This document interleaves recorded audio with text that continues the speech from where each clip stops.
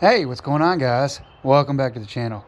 Before we get this video started, if you're not subscribed to the channel, go ahead and hit the subscribe button. Also, smash that thumbs up button. In this video, showing you how to do a compression test on a Ford 9000 tractor.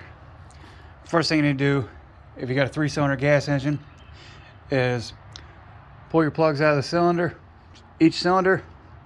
And if you do have an ignition cutoff switch and a fuel cutoff switch at the carburetor and on the ignition itself, go ahead and turn those so you don't potentially have a fire when you go to crank it over to do a compression test.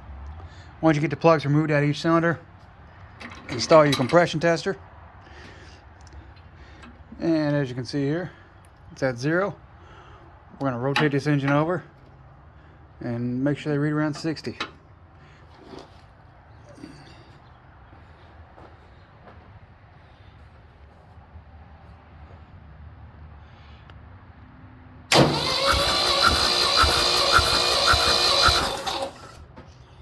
Now guys, back here. This one is around right at 80, so that's good. Well, there you go, guys.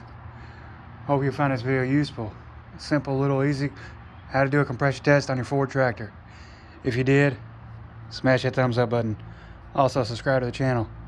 You have a great day.